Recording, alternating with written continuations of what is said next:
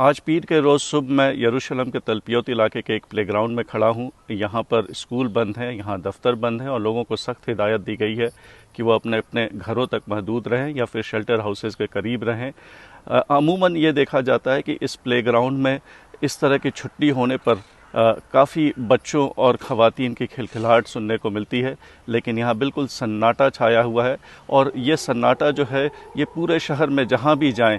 وہ دیکھنے کو مل رہا ہے۔ ایک مایوسی کا ماحول بنا ہوا ہے، لوگ اپنے اپنے گھروں میں ٹی وی سیٹ کے سامنے ہیں یا پھر وہ کمپیوٹر اسکرین کے سامنے خبروں پر نظر رکھے ہوئے ہیں۔ تھوڑی دیر پہلے میری اسرائیل کے ایک ترجمان سے بات ہوئی اور ان کا کہنا تھا کہ اسرائیل کے جنوبی علاقے میں آج بھی جھڑپیں جاری ہیں۔ اسرائیل ابھی بھی پوری طرح سے جنوبی علاقے پہ کنٹرول نہیں کر پایا ہے اور آج حماس کے کارکنوں نے سرنگ کے راستے اسرائیل میں گھسنے کی کوشش کی۔ اسرائیلی فوج کے ساتھ ان کا سامنا ہوا اور اسرائیلی ترجمان کا دعویٰ تھا کہ اس لڑائی میں بہت سارے حماس کے کارکن مارے گئے ہیں۔ دوسری طرف حماس کے ترجمان کا کہنا تھا کہ اسرائیل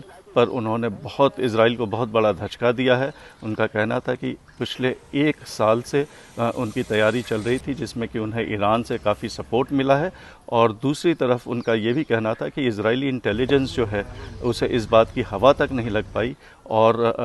حماس جو ہے وہ پوری طرح سے اسرائیل کے آنکھوں میں دھول جھونکنے میں کامیاب رہا۔ اسرائیلی سیاسی تجزیہ نگار مسلسل اس ناکامی پر سوال اٹھا رہے ہیں۔ ان کا کہنا ہے کہ اس طرح کی انٹیلیجنس فیلئر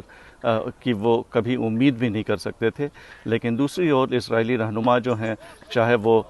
حزب اختلاف کی بھی جو پارٹیاں ہیں، وہ بھی اب اتحاد کی سرکار بنانے کی کوشش میں جٹ گئے ہیں اور ان کا کہنا ہے کہ سبھی کو ایک ساتھ مل کر کے اپنے اختلافات کو بھول کر کے